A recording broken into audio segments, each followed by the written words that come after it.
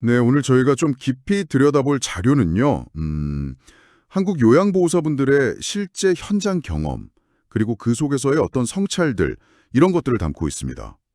생각보다 훨씬 복잡하고 또 때로는 오해도 많은 것 같아요. 이 어르신 돌봄의 세계. 그 안으로 당신과 함께 한번 들어가 보려고 합니다. 네, 맞아요. 이 자료들이 그냥 뭐 업무 일지 이런 게 아니고요.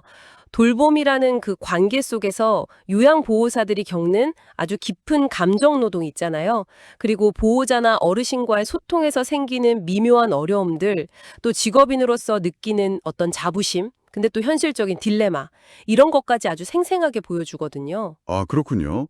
그래서 이번 시간에는 단순히 요양보호사가 이런 일을 한다, 이걸 넘어서 그 일의 진짜 모습이랄까요? 그리고 그 중요성을 제대로 이해하는 데 좀 목표를 두고 있습니다. 돌봄이 필요한 분이나 그 가족분들, 아니면 이 분야에 관심 있는 당신에게 아, 이런 면도 있구나 하고 생각할 거리를 좀 던져드리고 싶어요. 네, 특히 많은 분들이 요양보호사 하면 그냥 집안일 도와주는 분, 이 정도로 생각하는 경향이 아직도 좀 있는 것 같아요. 오늘 살펴볼 자료들은 바로 그 지점. 여기서부터 좀 명확히 짚고 넘어가야 한다. 이렇게 강조하고 있습니다. 자, 그럼 그 이야기 속으로 한번 들어가 볼까요? 좋습니다. 그럼 첫 번째로 풀어볼 이야기가 바로 그 오해.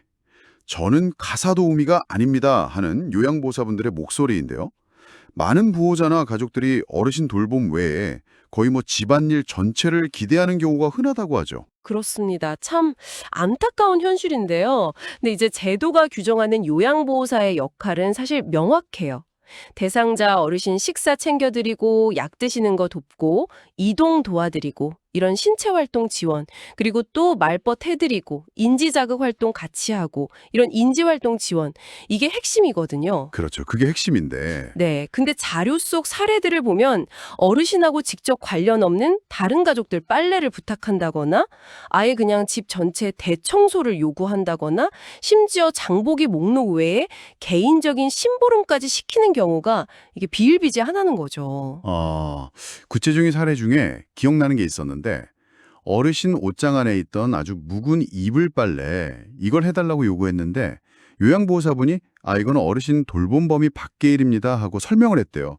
그렇게 거절했더니 보호자가 막 서운해하는 걸 넘어서서 굉장히 불쾌감을 표시했다는 그런 내용이 있었어요. 네네. 바로 그런 상황들이죠. 또 어떤 사례는 냉장고 정리 상태나 심지어 수건 개는 방식까지 정말 세세하게 지적하면서 요양보호사의 거의 모든 행동을 통제하려고 드는 보호자도 있었고요. 이런 요구들은 단순히 뭐 업무 범위를 넘어서는 문제, 이걸 떠나서요, 돌봄의 본질 자체를 좀 왜곡시킬 수가 있어요. 어르신께 집중되어야 할 요양보호사의 시간이나 에너지가 자꾸 다른 곳으로 분산되는 그런 결과를 낳는 거죠. 아, 듣고 보니까 보호자 입장에서도 그 경계가 좀 애매하게 느껴질 수도 있겠다 싶어요. 어디까지가 정당한 요구고 어디부터가 좀 과도한 부탁인지 그 선을 명확히 인지하고 또 서로 존중하는 거. 이게 참 건강한 돌봄 관계의 시작일 텐데 근데 또 한편으로는 이게 같이 생활하는 공간이다 보니까 완전히 딱 분리해서 생각하기 어려운 면도 있을 것 같고요. 맞습니다. 네, 그래서 더 섬세한 소통, 그리고 상호 이해가 정말 필요한 영역인 거죠. 이런 역할 범위에 대한 오해나 기대치의 차이, 이게 자연스럽게 또 다음 문제로 이어지곤 해요. 바로 보호자나 어르신과의 소통의 어려움, 그리고 그로 인한 오해, 이런 문제들이죠. 네. 돌봄 현장에서 이 소통 문제는 정말 빼놓을 수 없는 핵심 과제인 것 같아요. 감정적인 소모도 엄청 크고요. 특히 아까 말씀하신 그 피 선생님 사례. 그게 참 인상 깊었는데 좀 더 자세히 이야기 나눠볼까요? 네네. 그 90세 치매 어르신을 돌보게 된 피 선생님 이야기인데요. 처음 방문했을 때 어르신이 거의 말씀을 안 하시고 그냥 창밖만 멍하니 바라보고 계셨대요. 그 전에 계셨던 요양보호사분들도 이런 소통의 어려움 때문에 다들 오래 근무를 못 하셨던 상황이었고요. 아, 그랬군요. 근데 이 피 선생님은 포기하지 않으신 거죠. 계속 말을 걸고 어르신의 아주 작은 행동 하나하나를 정말 유심히 관찰하기 시작했어요. 그 관찰을 통해서 결국 알아내셨잖아요. 어르신이 어떤 커피 좋아하시는지. 그 옛날 다방 스타일, 달달한 커피. 그리고 몰래 사탕을 숨겨두고 드시는 걸 좋아한다는 거. 이런 사소하지만 굉장히 중요한 개인적인 취향들을 발견해내신 거죠. 이게 관계의 물꼬를 튼 것 같아요. 바로 그 점입니다. 그게 정말 중요해요. 이 피 선생님 사례가 보여주는 건 특히 의사소통이 어려운 치매 어르신의 경우예요. 섣불리 판단하기보다는 꾸준히 관찰하는 거예요. 그래서 아주 사소해 보이는 개인적인 선호나 습관을 파악하고 그걸 존중해주는 접근. 이게 신뢰를 쌓는 결정적인 열쇠가 될 수 있다는 거죠. 따님도 처음에는 피 선생님의 그런 행동을 좀 의아하게 생각하거나 약간 감시하는 것처럼 느꼈다면서요. 네, 그랬다고 해요. 하지만 결국에는 그 진심이랑 전문성을 알아보시고 아주 깊은 신뢰를 보내게 되셨죠. 정말 헌신적인 노력하고 그 관찰력이 만들어낸 아주 긍정적인 변화네요. 하지만 반대로 정말 사소한 오해나 아니면 일방적인 판단 때문에 관계가 그냥 틀어지고 심지어 해고로까지 이어지는 안타까운 사례들도 자료에 꽤 있었죠. 네, 맞아요. 참 안타까운 사례들이 있었습니다. 아까 말씀드린 것처럼 업무 범위를 지키려고 하다가 해고된 경우도 있었고, 또 다른 사례는 5등급 치매 어르신, 그러니까 일상생활에서 상당한 도움이 필요한 상태신데, 이 어르신이 목욕을 너무 완강히 거부하신 거예요. 근데 이걸 설득하지 못했다는 그 이유만으로 요양보호사한테 책임을 돌리면서 회고한 경우도 소개가 됐고요. 아니, 목욕 거부하시는 걸 어떻게. 참, 심지어는 어르신이 좋아하는 과자를 요양보호사가 훔쳐 먹었다. 이렇게 오해를 받아서 회고가 됐는데 나중에 CCTV 확인해 보니까 전혀 사실이 아니었던 걸로 밝혀진 사례도 있었어요. 정말 황당하고 억울했겠네요. 이런 사례들을 이렇게 묶어서 보니까 겉으로 드러나는 행동만 보고 너무 섣불리 판단하기보다는 그 이면에 있는 상황이나 맥락을 좀 이해하려는 노력이 부족할 때 관계가 너무 쉽게 깨질 수 있다는 걸 보여주는 것 같아요. 자료에서 그 요양보호사 방문 시간이나 주요 활동 내용을 기록해서 가족들하고 공유하는 똑딱이 같은 앱도 언급되던데 이런 기술이 어쩌면 투명성을 높여서 좀 불필요한 오해를 줄이는 데 도움이 될 수도 있겠다 이런 생각도 들더라고요. 네, 그런 앱들이 업무 내용을 객관적으로 기록하고 공유하니까 일부 오해를 해소하는 데는 분명 기여할 수 있겠죠. 하지만 동시에 이게 또 모든 활동이 감시받는다는 느낌을 줄 수도 있잖아요. 그래서 요양보호사에게는 또 다른 스트레스 요인이 될 수도 있다는 점도 좀 고려를 해야 할 것 같아요. 결국에는 기술적인 보조 장치보다는 서로 믿음을 바탕으로 한 열린 소통, 이게 근본적인 해결책이 아닐까 싶습니다. 결국은 사람 사이의 신뢰 문제로 돌아가는군요. 이런 소통이나 신뢰 문제는 또 요양보호사의 태도와도 바로 연결되는 것 같습니다. 자료에서도 이 부분을 계속 강조하고 있고요. 그렇습니다. 아주 중요하죠.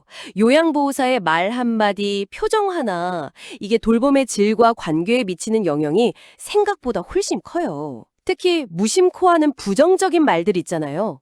예를 들어서 어르신이나 보호자 앞에서 다른 가족 흉을 본다거나 아니면 동료 요양보호사들끼리 모여서 담당 어르신이나 가족에 대해서 뒷담화를 한다거나 이런 행위는 정말 어렵게 쌓은 신뢰를 한순간에 무너뜨릴 수가 있습니다. 맞아요.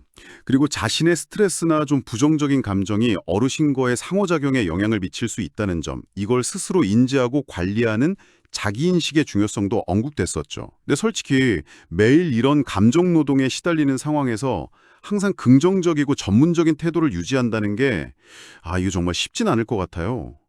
이런 요양보호사분들의 어려움을 좀 해소하기 위한 지원책도 같이 고민해야 하는 거 아닌가요? 정말 중요한 지적이십니다. 요양보호사 개인의 노력만 강조할 게 아니죠. 그분들이 겪는 감정적인 어려움을 지원하고 또 해소할 수 있는 시스템적인 뒷받침이 반드시 필요합니다. 그럼에도 불구하고 현장에서 요양보호사는 전문가로서 감정적으로 힘든 순간에도 어떤 프로페셔널리즘과 인간적인 연민, 그 사이에서 균형을 잡으려는 노력이 요구되는 건 사실이에요. 그 태도 하나하나가 어르신과 가족 모두에게 큰 영향을 미치기 때문이죠. 아마 당신 지분의 돌봄 경험을 떠올려 보시면 이 태도의 무게가 더 실감나게 다가올 겁니다. 네, 그 교육정점한다는 게 정말 중요하면서도 어려운 과제인 것 같습니다. 자, 그럼 이제 저희가 지금까지 이야기 나눈 역할의 오해, 소통의 어려움, 태도의 중요성 같은 주제들, 이게 아주 복합적으로 나타나는 깊이 있는 사례 하나를 좀 자세히 들여다볼 시간입니다. 98세 000 할머니를 돌본 홍 선생님 이야기인데요. 네, 이 사례는 정말 돌봄 현장에 마주하는 어떤 극한의 어려움, 그리고 그럼에도 불구하고 피어나는 변화의 가능성, 이걸 동시에 보여주는 아주 인상적인 기록입니다. 홍 선생님이 처음 그 000 할머니 댁을 방문했을 때 상황이 매우, 절망적이었다고 해요. 할머니는 거의 방치되다시피 한 환경에서 외부 세계와 완전히 단절된 채 살고 계셨어요. 네, 저도 기억나요. 괜찮다 이놈아.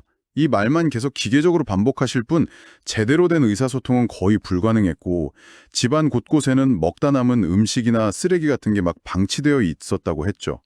그 전에 오셨던 요양보호사분들은 이런 환경이랑 소통의 벽 앞에서 다들 오래 버티지 못하고 가셨다고. 맞습니다. 딱 그런 상황이었죠. 근데 이 홍 선생님은 달랐어요.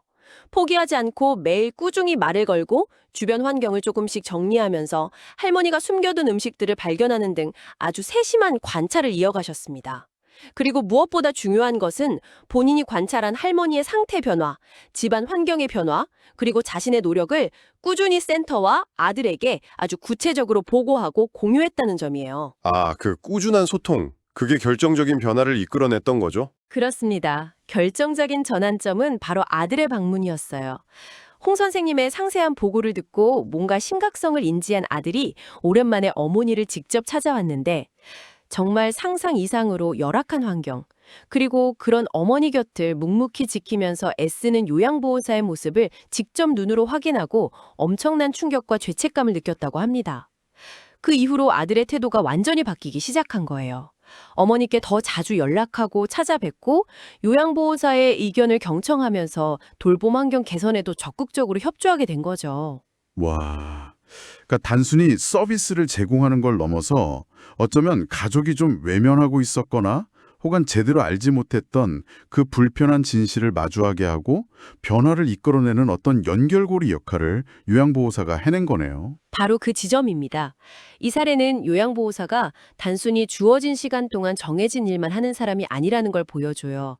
대상자의 상태를 가장 가까이에서 전문적으로 관찰하고 기록하고 또 이걸 바탕으로 가족이나 관련 기관과 적극적으로 소통함으로써 대상자에게 실질적인 도움과 변화를 이끌어낼 수 있는 중요한 전문가임을 강력하게 보여줍니다.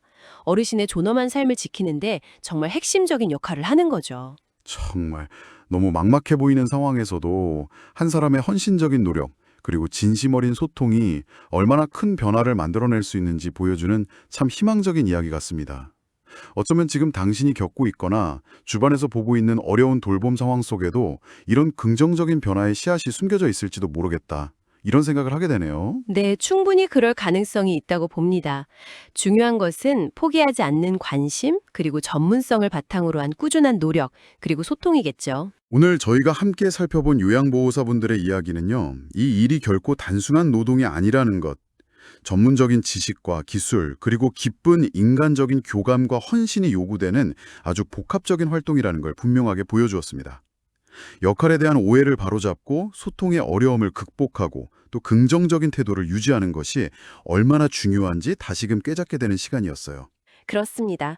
이 사례들은 돌봄이라는 행위의 그 표면 아래에 숨겨진 수많은 감정의 파고, 그리고 보이지 않는 노동의 가치를 우리에게 일깨워줍니다. 우리가 어르신 돌봄을 이야기할 때 단순히 서비스의 종류나 시간 이런 것만 볼 게 아니라 그 관계의 깊이와 복잡성 그리고 그 안에서 일하는 사람들의 전문성과 노고를 함께 존중하고 이해하는 시각이 필요하다는 것을 시사하는 거죠. 네, 오늘 나눈 이야기들이 당신에게도 깊은 울림을 주었기를 바랍니다. 이제 마무리하면서 마지막으로 당신에게 이 질문을 한번 던져보고 싶습니다. 오늘 저희가 살펴본 것처럼 여러 어려움 속에서도 우리 사회에 꼭 필요한 역할을 수행하는 요양보호사분들이 자부심을 느끼면서 지치지 않고 더 효과적으로 그들의 전문성을 발휘하면서 지속적으로 일할 수 있으려면 우리 사회는 어떤 제도적 지원과 인식의 변화를 만들어가야 할까요? 정답은 없겠지만 이 질문에 대해서 한 번쯤 깊이 고민해보는 계기가 되었으면 합니다.